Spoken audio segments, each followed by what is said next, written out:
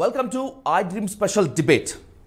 New ఇయర్కి ఇంకా కొన్ని రోజులు మాత్రమే ఉన్నాయి. అయితే కొత్త సంవత్సరం కొత్త ఆశలు మోసుకొని రావటం మాత్రమే కాకుండా సరికొత్త భయాన్ని తీసుకువస్తుంది, కంటికి కునుకుని దూరం చేస్తుంది. అది JN.1 ఒమిక్రాన్ వేరియంట్. కరోనా ఏ విధంగా అయితే మనల్ని వెన్నులో వణుకు పుట్టించిందో ఆ భయం ఇంకా కళ్ళ ముందు ఉండగానే ముంచుకొస్తున్నటువంటి మరికొంత వేరియంట్ అసలు ఉన్న చోటున ఉండనివ్వటం లేదు. అన్నింటికి మించి పెరిగిపోతున్నటువంటి కేసులు, చైనాలో ఉంటున్నటువంటి డెత్ రేట్ భారత్కు అంటుకుంటుందా? ఒకవేళ గనక అదే నిజమైతే మళ్ళీ మృత్యు గంటికలు తప్పవా? వీటిని అడ్డుకోవడానికి మన దగ్గర వ్యాక్సిన్స్ ఏమీ లేవా? ఉన్న వ్యాక్సిన్స్ పనిచేయవా? ఇలాంటి వేలాది ప్రశ్నలు మన మీదకి ముప్పేట దాడి చేస్తున్నటువంటి నేపథ్యంలో అసలు ఈ కొత్త వేరియంట్ను ఏ విధంగా ఎదుర్కోవాలి? డిసెంబర్లోనే ఈ వేరియంట్ ఎందుకు విశ్వరూపం చూపిస్తోంది? దీనికి అడ్డుకట్ట ఎలా వేయాలనేటువంటి దానిపై డీటెయిల్గా నిపుణులతోటి అలాగే వైద్య శాస్త్ర నేర్పరులతోటి డిస్కస్ చేద్దాం.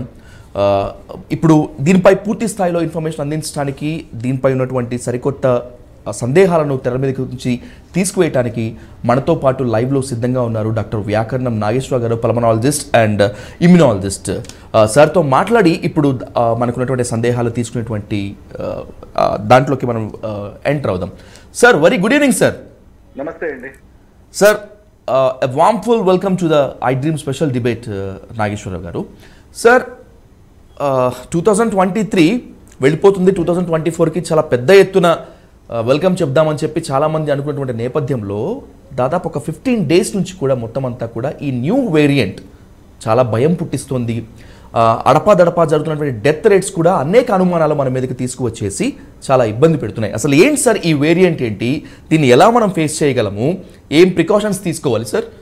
ఇక్కడ మనం చూడవద్ద విషయం ఏంటంటే, మనం తెలుసుకోవాల్సిన విషయం, గమనించాల్సిన విషయం ఏంటంటే, అసలు ఈ వైరస్ ఈ సమయంలో పెట్టరేగటానికి కారణం ఏమిటి? ఇది చాలా ఇంపార్టెంట్ విషయం. ఎందుకనంటే దీనికి 3 కారణాలు ఉన్నాయి. ఒకటి, ఒమిక్రాన్ నుంచి పైరోలా అనే సబ్స్ట్రెయిన్ వచ్చినప్పుడు 2.86 వేరియంట్ వచ్చినప్పుడు దాని నుంచి ఒక మ్యూటేషన్ గా మారి ఈ రోజు మన ముందరకు వచ్చిందే ఈ JN.1. సో ఈ JN.1 ఎప్పుడైతే మన ముందరకు వచ్చిందో దీని 3 రకాలైన విజృంభణలు మన మీద జరిగే అవకాశం ఖచ్చితంగా ఉంది. నెంబర్ 1, మంచు ప్రాంతంలో ఉండేవారు, మంచు ఎక్కడైతే ఎక్కువ ఉంటుందో వాళ్ళలో ట్రాన్స్మిషన్ చాలా ఎక్కువగా ఉండే అవకాశం ఉండడం వల్ల నార్మల్ గానే మ్యూటేషన్ కి దీనికి ఆ శక్తి ఉంది. ఏం శక్తి ఉంది? హై ట్రాన్స్మిసిబిలిటీ ఉంది. కాబట్టి ఆ హై ట్రాన్స్మిసిబిలిటీ వల్ల ఇది ఒక మనిషి నుంచి ఇంకో మనిషికి తీవ్రముగా, చాలా శరవేగముగా ప్రయాణించే అవకాశం ఉంది. అది దేనివల్ల? దాని మీడియం ఏమిటి? దట్ ఈస్ ఫాగ్ అనండి, మంచు అనండి, ఇంకోటి అనండి, పొద్దున పూట, రాత్రి పూట మొత్తం భారతదేశాన్ని ఆల్మోస్ట్ 70% ఆఫ్ ద భారతదేశం ఈ రోజు మంచుతోని కప్పబడింది. కాబట్టి ఇది చాలా అనుకూలమైన సమయం. కాబట్టి దానికి ఉన్న మొదటి వరాన్ని ఇది అందిస్తుంది. కాబట్టి ఏమిటా మొదటి వారం? High transmissibility. కాబట్టి అత్యధికంగా కేసులు టక పెరిగిపోతున్నాయి. మీరు చూసుకున్నట్టయితే US లో కూడా ఇదే సినారియో. స్టార్టింగ్ లో అయినప్పుడు 0.4% ఉండేది. జస్ట్ 1 వీక్ లో 4.8% వచ్చింది. 1 వీక్ తర్వాత మళ్ళీ 11.8% వెళ్ళిపోయింది. అంటే మీరు ఇక్కడ చూసుకున్నట్టయితే ఎక్స్పోనెన్షియల్ గ్రోత్, అంటే ఊహించని విధంగా కేసులు పెరుగుతున్నాయి. ఒక పక్కన కేసులు పెరుగుతున్నాయి, మంచు వల్ల ఒక మనిషికి ఇంకో మనిషికి వస్తుంది అని ఒక పక్కన మనం బాధపడుతుంటే, దీనికి ఇంకో వరం ఉంది. ఏమిటి? మ్యూటేషన్ వల్ల దీనికి వచ్చిన రెండో శక్తి ఏమిటనంటే, ఇప్పటి వరకు వ్యాక్సిన్ ఎవరైతే తీసుకొని ఉన్నారో వారి వ్యాధి నిరోధక శక్తి, వ్యాక్సిన్ వలన సంక్రమించిన వ్యాధి నిరోధక శక్తిని కూడా ఇది హరింపజేస్తూ మధ్యబెట్టి మాయబెట్టి తప్పించుకొని లోపలికి వెళ్ళి విధ్వంసాన్ని చేసే అవకాశం ఉంది అని ప్రపంచ ఆరోగ్య సంస్థ వారు మనకి చాలా క్లియర్ గా చెప్పడం జరిగింది. ఈ 2 కూడా చాలా జాగ్రత్తగా మనం అప్రమత్తంగా ఉండవలసిన విషయాలు. ఇప్పుడే ఎందుకు అప్రమత్తంగా ఉండాలి? ఎందుకనంటే ఎండుగడ్డి పక్కన లీటర్ కిరోసిన్ పెట్టి నిప్పురవ్వ ఉందంటే, డాక్టర్ గారు ఇప్పంటుకుంటుందా అని మీరు అడిగారు అనుకోండి, నేనేమంటాను? ఖచ్చితంగా తీసుకుంటుంది, దూరంగా వెళ్ళండి. ఎందుకంటే అది ఒకటి ఎండుగడ్డి, రెండోది పెట్రోల్ పక్కన ఉంది, మూడోది అగ్గిపుల్ల పక్కనే ఉంది. కాబట్టి సో ఈ రిస్క్ ఫ్యాక్టర్స్ అన్ని లైన్ లో రావడం, అంటే ఆ రోజుల్లో రావణాసుడు తమ్ముడు కుంభకర్ణుడు పుట్టేటప్పుడు అన్ని నక్షత్రాలన్నీ లైన్ గా వచ్చినట్టు దీనికి కూడా ఇప్పుడు చాలా లైన్ గా వస్తున్నాయి కండిషన్స్. మంచు ఉండడము, హై ట్రాన్స్మిసిబిలిటీ, ఇమ్యూన్ ఎవేషన్. దీనివల్ల ఏం జరుగుతుందంటే ఒక మనిషికి ఇంకో మనిషి వ్యాప్తి చెందడమే కాకుండా వారిలో ప్రవేశించి అది చెయ్యవలసిన విధ్వంసము చేసే అవకాశం ఉంటుంది. డాక్టర్ గారు I want keep you a very and valid question from the people side doctor గారు. ఎందుకంటే ఇప్పుడు కరోనా 2-3 దశల్లో విజృంభణ చూపింది. అది ఏ స్థాయిలో రెచ్చిపోయిందో మనందరికీ తెలుసు. కోవాక్సిన్, కోవిషీల్డ్ పేరుతోటి ఈ వ్యాక్సిన్ ఖచ్చితంగా వేసుకోవాలి అని చెప్పి గవర్నమెంట్స్ నిబంధనలు పెట్టాయి. వ్యాక్సిన్ వేసుకుంటేనే ఇమిగ్రేషన్ అని చెప్పారు, లేకపోతే మిగతావన్నీ చెప్పారు. ఈ వ్యాక్సిన్ వేసుకుంటే సబ్ దర్ద్గా దవా, ఏకి దవా జిందా తెలిసిమాత అనే లెవెల్లో చెప్పారు. కానీ యాజ్ యూ టెల్లింగ్ దట్, మీరు ఇప్పుడు కనుక చెప్పుకున్నట్లయితే వ్యాక్సిన్ వేసుకున్న తర్వాత కూడా వచ్చినటువంటి ఆ ఇమ్యూనిటీ పవర్ని కిల్ చేస్తుంది అనేటువంటిది న్యూ వేరియంట్. అంటే ఇప్పుడు ఆ వ్యాక్సిన్ ఎందుకు కనిపెట్టినట్టు, ఎందుకు బలవంతంగా ఇంజెక్ట్ చేయించినట్లు, ఇప్పుడు అది ఎందుకు పనికిరాదని చెప్తున్నట్లు సార్? అంటే ఇక్కడ మనం గమనించవలసింది ఏంటంటే, మనం ఒక ప్రభుత్వ వ్యవస్థలో ఉన్నాం. మనం ఎన్నుకున్న ప్రధానమంత్రి, మనం ఎన్నుకున్న ముఖ్యమంత్రి, దాని నెత్తి మీద రాష్ట్రపతి, దాని పక్కనే రైట్ హ్యాండ్ లో వచ్చేసి మనకి supreme court of India, left hand లో వచ్చి మిలిటరీ వ్యవస్థ. ఇవన్నీ పటిష్టమైన వ్యవస్థలు, మనం గౌరవించదగ్గ వ్యవస్థలు. కాబట్టి వాటికి మనలాగనే చర్చలు తండోపతండాలుగా చర్చలు చేసి ఏమాత్రమైన ఉపయోగం ఉంటుందనే మంచి సద్గుణముతోనే వాళ్ళు ఆలోచించి దీన్ని ప్రవేశపెట్టారనే భావన మనకి కలగాలి. సో ఆ భావన కలిగింది, అందుకనే చాలా మంది వెళ్ళి తీసుకున్నారు. కానీ ఆ తీసుకున్న తర్వాత ఏ భావనతోటైతే, ఏ ఆలోచనతోటైతే వీళ్ళు ఆ వ్యాక్సిన్ పంచారో, గుచ్చారో, కొన్ని రోజులైన తర్వాత, కొన్ని నెలలైన తర్వాత అది కొంత మన లెక్కలు తప్పామా అని ప్రపంచ దేశాల నుంచి వచ్చిన డేటానే చెప్తోంది. సో అందుకనే వారు అప్పుడు చేసిన పని మంచి కోసమే చేశారు. వెల్ఫేర్ స్టేట్ అని అంటాం, జనాలకు ఉపయోగపడే ఆలోచన పెంపొందించే నాయకులున్న రాజ్యము అని అంటాం. అలాంటి మంచి భావనతోనే మనం చూడాలి.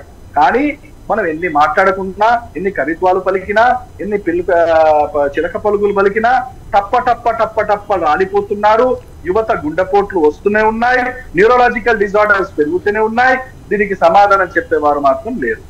సో ఇవన్నీ ఒక పక్కన గవర్నమెంట్ ని నమ్ముతున్నాము, ఇంకో పక్కన గవర్నమెంట్ లో ఉన్న వాళ్ళు ఎవరండి?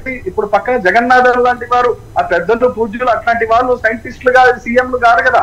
ఒక మనిషి అయ్యాడు అబ్దుల్ కలాం గారు, చేతులెత్తి దండం పెట్టాలి. అట్లాంటి వాళ్ళు రేర్ గా వస్తారు. మిగతా వాళ్ళందరూ కూడా రాజకీయ ప్రోద్బలంతో వచ్చిన వాళ్ళు కాబట్టి వాళ్ళకి పాపం అంత సబ్జెక్ట్ నాలెడ్జ్ ఉంటుంది కాబట్టి వాళ్ళు డిపెండ్ అవుతారు.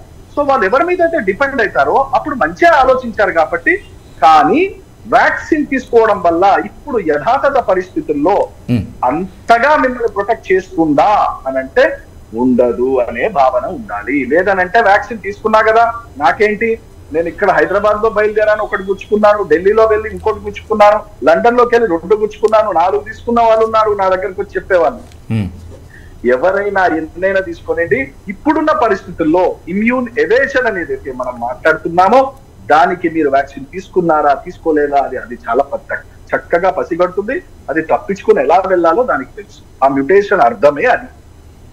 డాక్టర్ నాగేశ్వర గారు, please permit me one second మీరు చర్చలో పాల్గొనే డాక్టర్ ప్రొఫెసర్ జగన్నాథం గారు కూడా మనతో మాట్లాడడానికి సిద్ధంగా ఉన్నారు. ఆయన వ్యూ పాయింట్ కలుగుకునేటువంటి ప్రయత్నం చేద్దాం. గుడ్ ఈవినింగ్ జగన్నాథం గారు. సార్ నమస్కారం sir, welcome to I dream special debate. Sir చూస్తున్నాం వేరియంట్ క్రమక్రమంగా విస్తరిస్తోంది, డెత్ రేట్ మరణ గంటికలు మోగిస్తోంది. ఒక పక్క భారత ప్రభుత్వాలు కావచ్చు, లేకపోతే ఇంకేదన్నా వైద్యశాస్త్ర నిపుణులు కాబట్టి హెచ్చరికలు పట్టించుకోనట్టుగా ఉన్నటువంటి పరిస్థితి, దాదాపు చేతులు తీసిన పరిస్థితిగానే ఉన్నట్టు ఆఫ్ ద రికార్డ్ చెప్తున్నారు. How do explain? ఏంటి సార్ మీరేం కామెంట్ చేస్తారు ఇప్పుడు సిచ్యువేషన్స్ మీద? ఎలా ఫేస్ చేయాలంటారు? ఇప్పుడే మనకి వ్యాకరణం వారు కరోనా వ్యాకరణాన్ని బాగా వివరించారు. ఎందుకంటే ఈ కరోనా ఆ ఏబిసిడీని మార్చుకుంటోంది, అంటే మ్యూటేషన్ చెందుతోంది. ఒక నిర్మాణం మరొక నిర్మాణంగా మారుతోంది. ఈ ఒక నిర్మాణం మరొక నిర్మాణంగా మారినప్పుడు ఈ కొత్త నిర్మాణం ఏర్పడినటువంటి దానికి లక్షణాలు ఏ విధంగా ఉంటాయి అని ప్రెడిక్ట్ చేయడానికి కూడా శాస్త్రవేత్తల వల్ల చేత కాదండి, అయ్యే పని కాదు. కారణం ఏంటంటే మనకి కరోనా వ్యాక్సిన్ సోకిన తర్వాత ఆ వచ్చిన వాళ్ళ వ్యాధి లక్షణాలను బట్టి ఇది సోకుతున్నటువంటి దీంట్లో 2 ముఖ్యమైనటువంటి లక్షణాలు ఉంటాయి. ఒకటి ఎక్కువ మందికి సోకే లక్షణం ఒకటి రెండవది సోకిన వాళ్ళ యొక్క ఉధృతిని బాగా పెంచేది, అంటే ఇన్ఫెక్టివిటీని పెంచేది రెండవది. ఈ 2 రకాలైనటువంటి లక్షణాలు ఇటువంటి మ్యూటేషన్స్కి వస్తున్నాయి. ఈ రెండిటిల్లో ఏది ఇందులో ఎక్కువగా ఉంది అనేటువంటి దాన్ని మనం స్పష్టంగా అర్థం చేసుకోవాల్సిన అవసరం ఉందండి. ఇది అర్థం చేసుకోవాలంటే మనకి థియరిటికల్గా ఎన్ని మ్యూటేషన్స్ వస్తాయనేటువంటి కంప్యూటేషనల్ నాలెడ్జ్ దాని ప్రకారంగా మనం చెప్పగలిగినా ఫలానా నిర్మాణం కలిగినటువంటి వైరస్ ఈ వ్యాధి లక్షణాలు కలగజేస్తుందని కానీ లేదా ఇంతటి వ్యాప్తిని కలిగి ఉంటుందని కానీ మనం ప్రిడిక్ట్ చేయగలిగేటటువంటి అల్గారిథమ్స్ కానీ ప్రిడిక్ట్ చేయగలిగేటువంటి పరిస్థితి కానీ మన దగ్గర లేదు. ఈ పరిస్థితుల్లో మనకి సహజ సిద్ధంగా వచ్చినటువంటి వేరియంట్ ఏదైతే ఉందో ఈ వేరియంట్ ఏమిటి అన్నది కనుక్కునే శక్తి సామర్థ్యాలు మన దగ్గర ఉన్నాయి. ఇది కొంతమందికి స్ప్రెడ్ అయిన తర్వాత దీని గురించి మనకి ఇది స్ప్రెడ్ అయ్యే లక్షణం ఎక్కువ ఉందని లేదా ఇన్ఫెక్షన్ చేసిన తర్వాత ఇన్ఫెక్టివిటీ ఎక్కువగా ఉందని దాని ఆర్జీలో వాల్యూస్ అలా రకరకాలైనటువంటి గణాంకాల ద్వారా ఇది ఎంతమందికి ఒక వైరస్ ఒకళ్ళు ఎంతమందిని వ్యాధిగ్రస్తులు చేయగలరు లేదా ఒక వైరస్ ఇది ఇన్ఫెక్ట్ చేసిన తర్వాత ఎంత ఉధృత స్థాయిలో వారికి ఈ రోగ లక్షణాలను పెంచగలదు అనేటటువంటి విషయం మనం స్టడీ చేసిన తర్వాత మాత్రమే తెలుస్తుంది.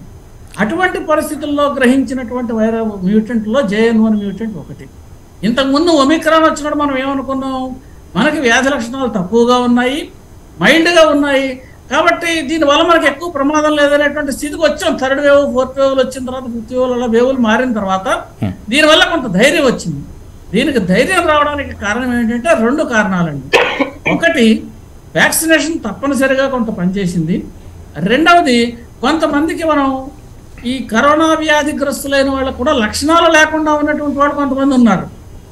ఎసిమ్టోటిక్ అని పిలిచాను దీన్ని.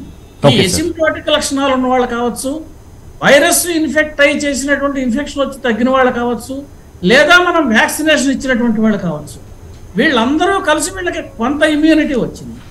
మనం వ్యాక్సినేషన్ ఇచ్చినప్పుడు కూడా ఒక మాట స్పష్టంగా చెప్పాము, వ్యాక్సినేషన్ ఇవ్వడం వల్ల కరోనా వ్యాధి ఆగదు.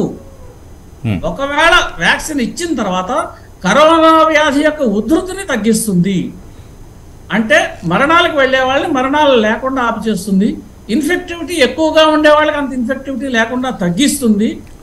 ఇటువంటి లక్షణాలను కలిగి ఉన్నటువంటి పరిస్థితి ఉంది కాబట్టి మనం వ్యాక్సినేషన్ అందరికీ ఇవ్వాలన్నాం. అది వ్యాక్సినేషన్ అందరికీ సజావుగానే పనిచేసింది. అయితే వ్యాక్సిన్ ప్రకారమే ఈ కొత్త వైరస్ పనిచేయాలా అంటే ఇప్పుడు ఇందాక మనకి నాగేశ్వరరావు గారు చెబుతున్నట్టుగా ఇది ఇమ్యూనిటీని ఎవేజివ్ మ్యూటెంట్ అయిందనుకోండి, అప్పుడు మనకి ఇంత మునుపు వచ్చినటువంటి ఇమ్యూనిటీ సరిపోకపోవచ్చు. అటువంటి పరిస్థితుల్లో కూడా దీనికి మరొక లక్షణం ఉందని మనకు వ్యాక్సినేషన్ ఇచ్చినప్పుడు 2 రకాలైనటువంటి ఇమ్యూనిటీ శరీరానికి వస్తుంది. ఇది మనం తెలుసుకుంటే ఆ వ్యాక్సిన్ ఏ రకంగా పనిచేస్తుంది అని తెలుస్తుంది. అంటే స్థూలంగా ఒకటి హ్యూమోరల్ ఇమ్యూనిటీ అంటారు, అంటే మన శరీరంలో యాంటీబాడీస్ రైజ్ అవుతాయి. ఇది వచ్చిన వెంటనే మనకి జ్వరం అది రావడం వల్ల ఏదో పనిచేస్తోంది అనే ఒక రకమైనటువంటి సూచన మనకు కలుగుతుంది. ఈ వచ్చినప్పుడు ఫస్ట్ లైన్ ఆఫ్ డిఫెన్స్ ఏంటంటే యాంటీబాడీస్. అయితే ఈ యాంటీబాడీస్ ఎక్కువ కాలం శరీరంలో ఉండవలసిన అవసరము లేదు, ఆస్కారము లేదు. కొంతకాలానికి అవి శరీరంలో నశించిపోతాయి. శరీరం పరిస్థితి ఏమిటి? ప్రొఫెసర్ గారు 1 సెకండ్, మీ విలువైన సూచనలు, మీ విలువైన విశ్లేషణ iDream వీక్షకులకి చాలా అవసరము. అయితే ఇప్పుడు డాక్టర్ నాగేశ్వరరావు గారు చాలా బిజియెస్ట్లో ఉన్నారు. ఆయన చాలా రిక్వెస్ట్ చేసి మనము డిస్కషన్లో కూర్చోబెట్టారు. మీరు అనుమతిస్తే నాగేశ్వరరావు గారిని ఒక 2 నిమిషాలు మాట్లాడించి సార్ని మనం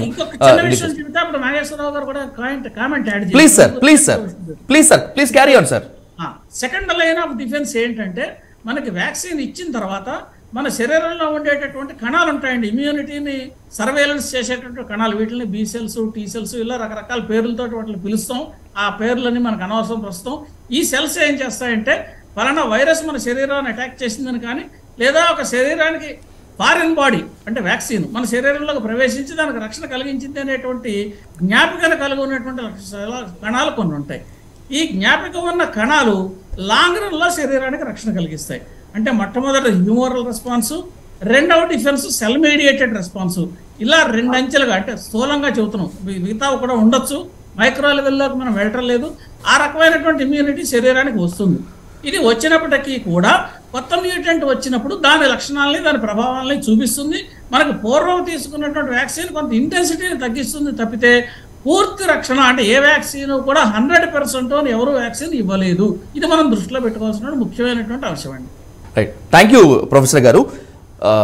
డాక్టర్ నాగేశ్వరరావు గారు, ఒక 3 వ్యాలిడ్ పాయింట్స్తో మీ నుంచి being as a well experienced pulmonologist and మీరు ఇది కాబట్టి సార్ ఖచ్చితంగా మీ సూచనలు iDream వీక్షకుల ద్వారా అవసరం కాబట్టి I want keep you some questions sir. ఇప్పుడు ఉన్నటువంటి టీకా కొత్త వేరియంట్లను అడ్డుకోవటానికి ఏమాత్రం పనికిరాదా? వీటి కోసం మరికొత్తవి కనిపెట్టాల్సి ఉంటుందా అనేటువంటి ఈ రెండు అంశాలతో పాటు అసలు ఇప్పుడు కొత్త వేరియంట్ లక్షణాలని ఏ విధంగా గుర్తుపట్టాలి? అంటే ఇప్పుడు సాధారణంగా వస్తున్నటువంటి జ్వరానికి, గొంతు నొప్పులకి, ఒళ్ళు నొప్పులకు కూడా వేరియంట్ అని చెప్పి భయపడుతున్నటువంటి ఈ సమయంలో ఎలా గుర్తుపట్టాలి అసలు వీటిని? జగన్నాథం గారు is the master of the subject కాబట్టి వారు డెఫినెట్ గా ఈ గట్ కమాండ్ ఆన్ దిస్. చాలా చక్కగా చెప్పారు డిఫెన్స్ సిస్టమ్స్ గురించి. వారు చెప్పిన విశ్లేషణలోనే మనకి పెద్దలు మాట్లాడిన దాంట్లోనే సమాధానం కూడా ఇమిడి ఉంది. ఏమిటనంటే, ఎస్, నేను ఈ రోజు భయపడి ఈ రోజు కరోనా వ్యాక్సిన్ గుచ్చుకున్నాను అనుకుందాం. నాకు 15 రోజుల్లోనో వారం రోజుల్లోనో అది నాకు ప్రొటెక్షన్ గా వచ్చే అవకాశం తక్కువ. ఎందుకనంటే దానికి ఒక సమయం, దానికి ఒక కాల పరిమితి ఉంది. అది లోపలికి వెళ్ళంగానే ఇదేదో గ్లూకాన్ డి అడ్వర్టైజ్మెంట్ లో వాడు గ్లూకాన్ డి తాగంగానే ఇలా పెద్దగా అయిపోయి సూపర్ మ్యాన్ లాగా దూకినట్టు అలా ఉండదండి. యాంటీబయాటిక్స్ ఫంక్షన్ అని మీ వ్యాక్సిన్ కానీ it takes time. It effects the immune system. ఆ సెల్యులార్ లెవెల్లో ఇమ్యూన్ సెల్స్ ని అది మార్చే అవకాశంగా దాన్ని వాడతాం. ఖరాఖండిగా చెప్పాలంటే ఇప్పుడున్న పరిస్థితుల్లో వ్యాక్సిన్ గురించి ఎంత తక్కువగా మాట్లాడితే అంత శ్రేయస్కరం. మరి ఏం మాట్లాడాలండి? ఏం మాట్లాడాలి అంటే, ఫస్ట్ నువ్వు ఇప్పుడు ఎలా ఉంది అంటే, సునామీ వస్తుంది, గవర్నమెంట్ కి ఫోన్ చేస్తున్నారంటే 2 హెలికాప్టర్లు పంపిస్తారా అని అడిగామనుకోండి, వాడు నీ ఫోన్ ఎత్తి మాట్లాడి, వాడు వేరే లైన్లు పెట్టి, వాడు డిఫెన్స్ మినిస్ట్రీకి చెప్పి, వాడెత్తి ఫోన్ చెప్పి, పైలట్ ఇడ్లీ తింటుంటే వాడు వచ్చి, వాడు హెలికాప్టర్ వేసుకుని వచ్చే లోపల మిమ్మల్ని గుర్తుపట్టడం కష్టం. ఎందుకంటే ఆ సునామీ కొట్టుకోపోతారు. మీరు అసలు ఉంటామో లేదో తెలియదు కదండి సార్. అసలు ఇంపాసిబుల్. ఇప్పుడు మీరు చేయవలసింది ఏంటంటే, మీరు ఆల్రెడీ సింబల్ మీ ముందర ఉంది. మీరు ఏం చేయాలి? పోలీస్ కి ఫోన్ చేస్తారా? ఫారెస్ట్ డిపార్ట్మెంట్ కి ఫోన్ చేస్తారా?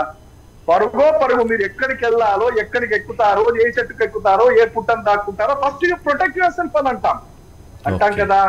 Same situation. ఈ రోజు ప్రజలు కరోనా ముందర నిలబడ్డారు. ఈ పరిస్థితుల్లో నేనేం చేస్తే బాగుపడతాను, నా కుటుంబాన్ని నేను ఏం చేస్తే కాపాడుకోగలుగుతాను అని తెలుసుకోవాల్సిన అవసరం కుటుంబంలో ఉన్న పెద్దకి బాధ్యత, అందరినీ చూసుకోవాల్సిన బాధ్యత ఉంటుంది. ఇక్కడ ఐ డ్రీమ్స్ ప్రేక్షకులకి ఇప్పటి వరకు ఎవ్వరూ కూడా ఆలోచించని విషయము ఒక ఇమ్యూనాలజిస్ట్ గా నేను నిస్సందేహంగా చెప్తున్నాను. ఏం జరుగుతుందనంటే, ఎంతసేపు జలుబే కదా, ఏమైతుంది, వైరస్సే కదా, దగ్గే కదా, 2 రోజులు జ్వరం వస్తే ఇంట్లో పడుకుంటాను కదా, దానివల్ల నష్టం ఏమిటి? మాత్రం 4 రోజులు పడుకొని 5వ రోజు తిరిగి వెళ్ళిపోతాను, నేను జయించేశాను, కోవిడ్ వారియర్స్, ఇలా మనం మాట్లాడుకున్నాం కదండి స్టార్టింగ్ లో. ఇప్పుడు నేను చెప్తున్న విషయాలు చెప్తున్నాను. ఒక్కసారి ఇంట్లో పిల్లి దూరింది అనుకోండి, ఆ కిచెన్ లో గిన్నెలు పడేస్తుంది, అక్కడ పాలుంటే పాలను కింద పడేస్తుంది, అక్కడ అన్ని నానా ధ్వంసం చేసి వెళ్ళిపోతుంది పిల్లి మనం వచ్చేసరికి. అదే పిల్లి కాదనుకోండి, ఒక సింహం వచ్చింది మీ ఇంట్లోకి, అది ఏం చేస్తుంది? నీ కిచెన్ దగ్గర పాలు ఇదో చూడదు, అది వెయిట్ చేస్తూ ఉంటుంది. ఎప్పుడు డోర్ ఓపెన్ చేస్తాడా లటక్మని పట్టుకొని నోట్లో పెట్టుకుందామని చూస్తుంది. ఈ రోజు మనం డీల్ చేస్తున్న విషయం ఒక సింహం గురించి. అంటే అది రావడం అనేది జరిగితే డ్యామేజ్ అవ్వడం అనేది ఖచ్చితము. ఆ డ్యామేజ్ చావు వరకు వెళ్తుందా? వెళ్ళకపోవచ్చు, కానీ డ్యామేజ్ ఇస్తే టైర్ ఎంత గట్టిదైనా, నేను బండల మీద రాళ్ల మీద తిరిగితే డ్యామేజ్ వియర్ అండ్ టేర్ ఉంటుందా? టైర్ కి ఉండదా?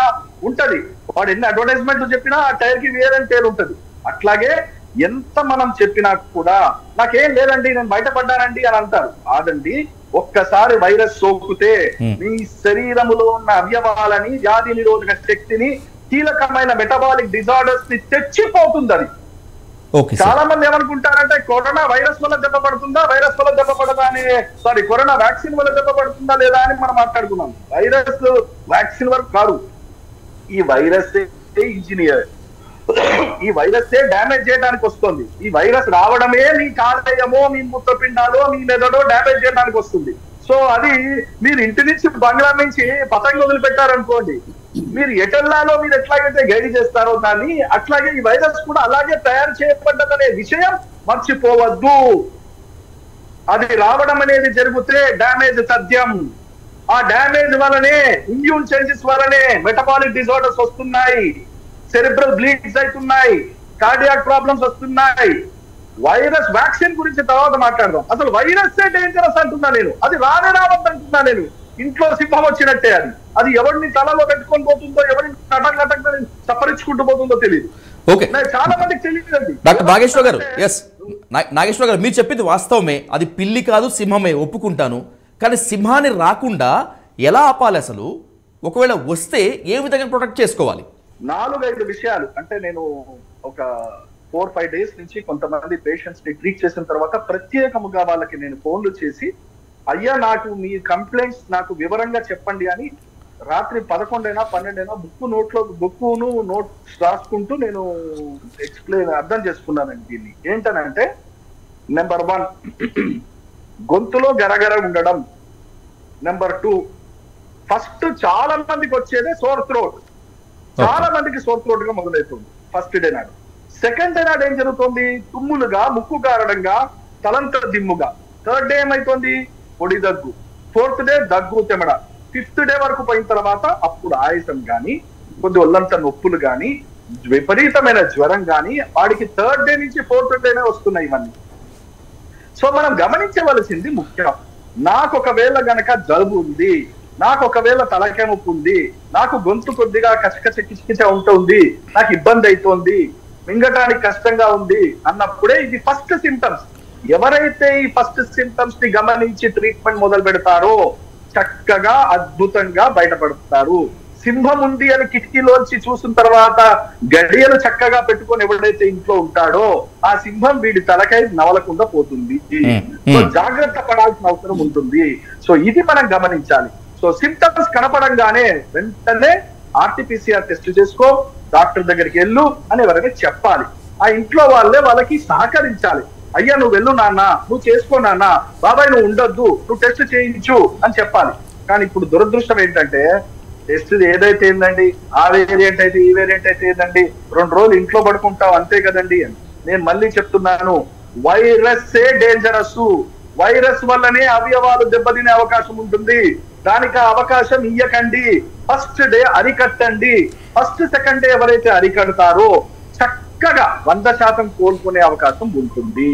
Right sir, thank you so much doctor Nageswara గారు. మీ విలువైన సమయాన్ని మాకు కేటాయించి ఏ జాగ్రత్తలు తీసుకోవాలో, ఏ జాగ్రత్తలు తీసుకుంటే ప్రాణాపాయం రాదో అని చెప్పి ఇంత బిజీ షెడ్యూల్లో కూడా ఐ డ్రీమ్ వీక్షకులకు విలువైన సమాచారాన్ని మాకు అందించినందుకు thank you so much for the participation of in to this debate sir. మళ్ళీ ఈ వేరియంట్ అయిపోయేంత వరకు ప్రజలకు మొత్తానికి భయం కన్నా కూడా అవేర్నెస్ ముఖ్యం కనుక మీలాంటి వెల్ ఎక్స్పీరియన్స్డ్ పల్మనాలజిస్ట్ అండ్ అలాగే ఇమ్యునాలజిస్ట్ యొక్క సలహాలు, సూచనలు మాకు అవసరం అయినప్పుడు ఖచ్చితంగా మిమ్మల్ని కాంటాక్ట్ చేస్తాం. Thank you so much sir. Thank you so much. Jagannatham గారు నమస్కారం సార్. నమస్కారం. స్టూడియో వారికి నమస్కారం. Thank you.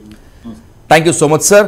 Let's discuss this topic with professor Jagannatham గారు. ఇప్పటి వరకు డాక్టర్ వ్యాకరణం నాగేశ్వర గారు చేసినటువంటి సలహాలు, సూచనలతో మాత్రమే కాకుండా కొన్ని సున్నితమైన హెచ్చరికలను కూడా చూసాం. అలాగే తనకున్నటువంటి విశేష అనుభవంతో ఈ వ్యాక్సిన్స్ ఏ విధంగా అడ్డుకుంటాయి, కొత్త వేరియంట్లని మనం ఏ విధంగా అడ్డుకోవాలి, ఏ విధంగా ప్రాణాపాయం నుంచి బయటపడాలని తెలియజేసేందుకు ప్రొఫెసర్ జగన్నాథం గారు మనతో ఉన్నారు. మాట్లాడదాం. జగన్నాథం గారు, ఇప్పటి వరకు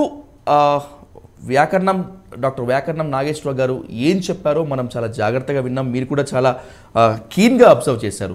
ఏంటి సార్, మీ కామెంట్ ఏంటి సార్? అటు ఇది ప్రభుత్వాల వైఫల్యమా, లేకపోతే వ్యాక్సిన్ వేసుకున్నా కూడా కొన్ని జాగ్రత్తలు పోకపోవటం వల్ల రైజ్ అయినటువంటి దీని ఒక మాన్స్టర్ అనుకోవాలా? ఎలా ఫేస్ చేయాలి సార్ ఇప్పుడున్నటువంటి ఈ సిచ్యువేషన్స్ని? ఇది ప్రభుత్వ వైఫల్యం కాదు, ప్రజల వైఫల్యం కాదు. ఇది వైరస్ యొక్క లక్షణం. ఎందుకంటే వైరస్ మనకు మొట్టమొదటి వచ్చినప్పుడు దాన్ని చూసి మనం లాక్డౌన్ చేసుకున్నాం. ఎందుకు చేసాం? అది మన దగ్గరికి రాకుండా ఉండడం కోసం అనేటువంటిది జాగ్రత్తలు తీసుకోవడం కోసం అని చెప్పి ఆ లాక్డౌన్ చేయాల్సినటువంటి పరిస్థితి మనకు ఏర్పాటైంది. ఇది వైరస్లో ఉన్న లక్షణం ఏమిటంటే, ఈ వైరస్ అనేక మంది ఒకళ్ళ నుంచి ఒకళ్ళకి సోకేటప్పటికి ఇది పరివర్తనాలు చెందేటటువంటి లక్షణాలు కూడా కలిగి ఉంది. అంటే మనకు మొట్టమొదట కోవిడ్-19 2019 సంవత్సరంలో ఏదొచ్చిందో ఇప్పుడు ఈవేళ వైరస్ లేదు. ఇప్పుడు దాంట్లో ఉన్న స్పైక్ ప్రోటీన్లో అనేక రకమైనటువంటి మార్పులు చెందాయి. అందుకనే దానికి JN1 అని, XBB అని, BA2 అని ఇలా రకరకాల నామకరణాలు చేస్తూ వచ్చాం. ఒక్కొక్క మ్యూటెంట్కి ఒక్కొక్క నామకరణం చేస్తూ వచ్చాం. అయితే మనం అనుకున్నట్టుగా ఒక్కొక్క మ్యూటెంట్ కొన్ని ప్రత్యేక లక్షణాలు కలిగి ఉంది.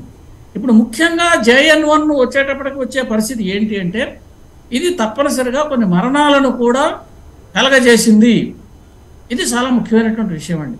మనకి కేవలం ఒక వైరస్ వేరియంట్ వచ్చి జ్వరం రంప దగ్గుతో ఆపు చేస్తే మనకు వైద్యుల దగ్గరికి వెడితే దీన్ని తగ్గించుకునే ఉన్న పరిస్థితి దగ్గరికి ఆగితే ఉన్న పరిస్థితి వేరు.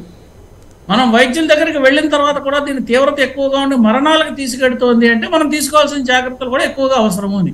ఎందుకంటే మరణాల నుంచి రక్షించడం కోసమే కదా మనం వ్యాక్సినేషన్ చేసినా, మందులు వేసినా, వైద్యం దగ్గరికి వెళ్ళినా మరణాల నుంచి రక్షించుకోవడం కోసం అని చెప్పింది. అయితే డాక్టర్ గారు చెప్పినట్టుగా ఇవి లక్షణాలు క్రమేపీ పెరుగుతున్నాయి. ఇప్పుడు వారు చెప్పినట్టుగా మొదటి స్థాయిలో ఉన్నటువంటి లక్షణం ఎప్పుడైతే గ్రహించామో ఆ మొదటి స్థాయిలో లక్షణం ఉన్నప్పుడు మాత్రమే ప్రజలు వెళ్ళి వెంటనే పరీక్షలు చేయించుకోవడం సరైనటువంటి మార్గం. అక్కడ మనకి అది కరోనా వైరస్ అవునా కాదా అన్న విషయం తేలుతుంది. అది కరోనా వైరస్ అవునా కాదా అని చెప్పి RT-PCR చేసిన తర్వాత నిర్ధారణ చేసిన తర్వాత దానికి ఏ రకమైనటువంటి వైద్యం చేయాలి. ఇది ఇన్ఫ్లుయెన్స్, ఎందుకంటే ఈ JN1 అనేటువంటి వేరియంట్ ఏదైతే వచ్చిందో దీనికి ఇన్ఫ్లుయెన్జా లైక్ ఇన్ఫెక్షన్స్, అంటే ఇన్ఫ్లుయెన్జా వైరస్ అటాక్ చేస్తే ఏ రకమైన లక్షణాలు ఉన్నాయో దీనికి కూడా రమారమిగా అవే లక్షణాలు ఉన్నాయి. కాబట్టి మనకి మిస్లీడింగ్ రిజల్ట్స్ అనమాట. అంటే ఒక వైరస్ మనకి మిస్లీడ్ చేస్తోంది. ఇది ఇన్ఫ్లుయెన్జానా కరోనానా ఈ రెండింటికి మధ్యలో ఏదో తెలియని పరిస్థితి. అందుకని ఇందాక డాక్టర్ గారు క్రమేపీ పెరుగుతున్న లక్షణాలు చెప్పేటప్పుడు మొదటి దశ, రెండవ దశ, ఏదవ దశలో కనీసం వెళ్ళి పరీక్ష చేసుకుని వెంటనే ఐసోలేషన్ అయిపోవాలి. ఈ ఐసోలేషన్ అనేటువంటిది మొట్టమొదటి నుంచి మనం చెబుతున్నాం. ఏం చేద్దంటే కరోనా వైరస్ వచ్చిన వాళ్ళ దగ్గర నుంచి వాయుగోళాల ద్వారా, ఏరోసాల్స్ ద్వారా చుట్టుపక్కల పరిసరాలకు వ్యాప్తి చెందుతోంది. కాబట్టి తప్పనిసరిగా ఐసోలేషన్లోకి వెళ్ళి డాక్టర్ సూచనలు, సలహాలు ప్రకారం సరైనటువంటి వైద్యం చేయించుకోవాలి. అయితే కొంతమందికి, చాలామందికి ఇప్పుడు ఈ వచ్చినటువంటి JN1 వైరస్ ఒక 99% దాకా వచ్చినటువంటి జనాభాకి ఇంటి దగ్గర ఉండి వైద్యం చేయించుకుంటే కూడా తగ్గుతోంది అనేటువంటి కొన్ని రిపోర్ట్లు వస్తున్నాయి. కాబట్టి అంత ఇదిగా లేదు. అలా అని చెప్పి మనం దాన్ని నెగ్లెక్ట్ చేస్తామా? మరణాలు కూడా సూచిస్తుంది, కొన్ని మరణాలు కూడా జరిగాయి. కాబట్టి మరణాలు జరిగాయి. ఇప్పుడు ఒక రోజులో మనకి 400 కేసులు పెరిగినట్టుగా రిపోర్ట్లు తెలుస్తున్నాయి. ఒక రోజులో 400 కేసులు, మొత్తం దేశవ్యాప్తంగా ఇవాళ ఉన్న కేసులు రమారమే 4000 కేసులు ఉన్నాయి. అవును సార్. దీంట్లో 100 కేసులు పైబడి JN1 వైరస్ అని మాత్రమే చెబుతున్నారు. అంటే ఈ 400 కేసులే ఉన్నాయా, ఈ 4000 కేసులే ఉన్నాయా, లేదా ఇంతకు మించిన కేసులు ఏమైనా ఉన్నాయా, ఇది మనకు తెలియదు. ఎందుకంటే మైల్డ్గా ఉన్న కేసులు, మైల్డ్గా క్యారీ చేసేవాళ్ళు ఎవరైతే ఉంటారో క్యారియర్స్, ఈ మైల్డ్గా వైరస్ని క్యారియర్స్ చేసేవాళ్ళు, ఎసిమ్టోటిక్ వాళ్ళు, వీళ్ళు ఎవరైతే ఉంటారో వాళ్ళు కూడా పొటెన్షియల్లీ స్ప్రెడ్ చేయడానికి ఆస్కారం ఉన్నటువంటి వాళ్ళు. Okay sir. అయితే వీళ్ళకి మైల్డ్గా ఉండి వీళ్ళు ఏదైనా కోమార్బిడిటీ ఉన్న వాళ్ళకి దీన్ని ట్రాన్స్మిట్ చేశారనుకోండి, అటువంటి పరిస్థితుల్లో కోమార్బిడిటీ ఉన్న వాళ్ళకి డేంజర్ ఎక్కువగా ఉంటుంది ఈ ట్రాన్స్మిట్ చేసిన వాళ్ళకంటే. ఈ పరిస్థితుల్లో కోమార్బిడిటీస్ ఉన్న వాళ్ళు, అంటే షుగరు, డయాబెటీసు, హార్ట్ అటాక్, ఇలా సైడ్ సిమ్టమ్స్ వేరే ఇతరత్ర బాధలతో ఉన్న వాళ్ళు ఎవరైనా ఉండి వాళ్ళకి రంప, దగ్గు, జ్వరం ఇలాంటివన్నీ కనుక వచ్చినట్టయితే తక్షణమే పరీక్షలు చేయించుకోవాలి, ఆలస్యం చేయకుండా. వృద్ధులైన వాళ్ళు, వీళ్ళల్లో ఎవరికి ఈ సిమ్టమ్స్ కనిపించినా తక్షణమే పరీక్షలు చేయించుకోవాలి. ఈ పరీక్షకి మనం సరైనటువంటి ఏర్పాట్లన్నీ కూడా గవర్నమెంట్ చేసే, ఎందుకంటే కోవిడ్ వచ్చిందని చెప్పి సెంట్రల్ గవర్నమెంట్ కూడా అందరికీ హెచ్చరికలు, అన్ని రాష్ట్ర ప్రభుత్వాలకి హెచ్చరికలు జారీ చేయడం జరిగింది. రమారమే 28 జిల్లాలు ఈ కోవిడ్ వ్యాధిని ఏవే ఉన్నాయో వాటిని కూడా వాళ్ళు గుర్తించారు. ఇటు కేరళ కావచ్చు, మహారాష్ట్ర, తెలంగాణ, ఇలా రకరకాల, ఒరిస్సా, మహారాష్ట్ర, ఇలా ఎక్కడెక్కడ ఏ ఏ రాష్ట్రాల్లో ఎన్నెన్ని కేసులు ఉన్నాయని కూడా గుర్తించారంటే డిటెక్ట్ చేయగలిగినటువంటి గుర్తించి చెబుతున్నారు. కాబట్టి ఇది స్ప్రెడ్ ఎక్కువగా ఉంది అని మనకి డాక్టర్ గారు కూడా చెబుతున్నారు. కాబట్టి ఎంచేది వైరస్ వచ్చిన తర్వాత తెలుస్తుంది స్ప్రెడ్, ఇన్ఫెక్టివిటీ ఖచ్చితంగా కనిపిస్తుంది, మరణాలు కనిపిస్తున్నాయి. కాబట్టి ఇన్ఫెక్టివిటీ ఉంది అన్నది తెలుస్తుంది, అంటే పెరిగిన ఇన్ఫెక్టివిటీ ఉంది అన్నది తెలుస్తుంది. అంటే మన ఇమ్యూనిటీ ఉన్నప్పటికీ కూడా దాన్ని కూడా అధిగమించి మరణానికి తీసుకెడుతోంది అని. ఈ పరిస్థితుల్లో ఏ రకమైనటువంటి వైద్యం చేయించుకోవాలనేటువంటి ఫస్ట్ టెస్టింగ్తో ప్రారంభమవుతుంది. టెస్టింగ్తో కరోనా అన్నది తేలిన తర్వాత కొన్ని సందర్భమైనటువంటి పరిస్థితుల్లో డాక్టర్లే ఈ శాంపుల్స్ని ఇన్సా కాగానే మన దగ్గర ఒక కన్స్ట్రక్షన్ ఉంది దేశంలో.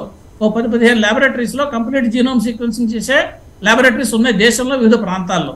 అంటే ఏ ప్రాంతంలో వచ్చినప్పటికీ కూడా దగ్గరలో ఉన్న ప్రాంతంలోకి ఈ వైరస్ను సేకరించి వాళ్ళకి పంపిస్తే వాళ్ళు దాని సీక్వెన్సింగ్ JN1 అవునా కాదా, లేదా వేరే వేరియంటా, ఏది స్ప్రెడ్ అవుతుందన్నది కూడా గుర్తించగలుగుతాం.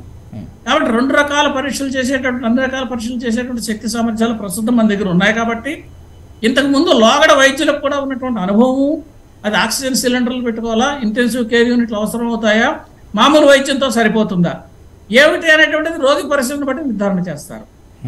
కాబట్టి ఏమాత్రం సిమ్టమ్స్ ఉన్న వాళ్ళైనా సరే తక్షణమే పరీక్షలు చేయించుకుంటే కొంతవరకు దీన్ని మనం నివారించడానికి చాలా ఆస్కారం ఉంటుందండి. ఈ దగ్గు రప్ప ఉన్నప్పుడు అది మొట్టమొదట చిన్న కర్రైనా కానీ పెద్ద పామైనా కానీ చిన్న కర్రతో కొట్టాలంటారు.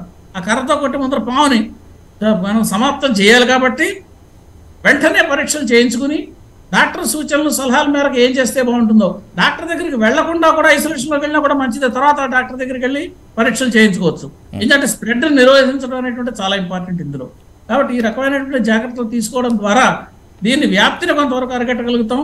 మళ్ళీ మాస్క్ ధరించడం అనేటువంటిది కూడా ప్రతి ఒక్కరూ కూడా ధరిస్తే మంచిది. అసిమ్ప్టోటిక్ ఉన్న వాళ్ళు కూడా మాస్క్ తీసుకుంటే స్ప్రెడ్ని ఆపు చేయగలుగుతాము.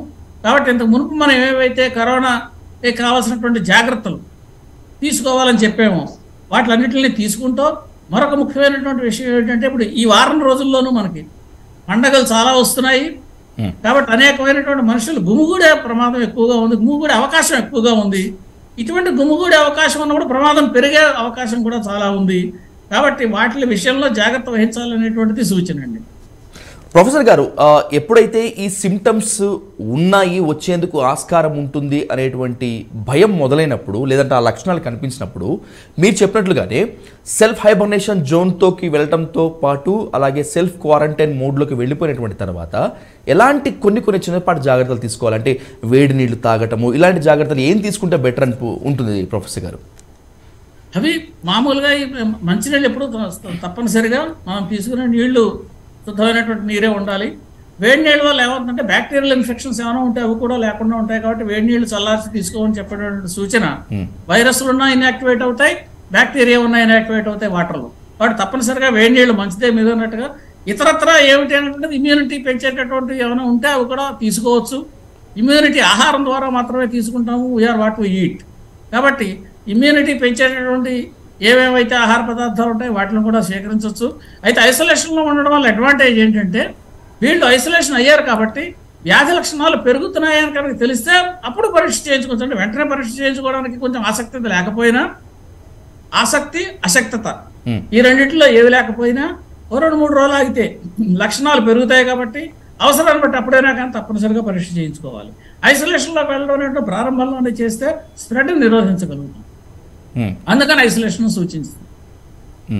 సార్, లాస్ట్ టైం కరోనా 2 దశల్లో బాగా విజృంభించినప్పుడు వ్యాక్సిన్ వేసుకుంటే మళ్ళీ ఇలాంటి వైరస్ రాదు అని చెప్పి అనుకున్నాము. మన దురదృష్టవశాత్తు మళ్ళీ ఇప్పుడు JN.1 వేరియంట్ వచ్చింది.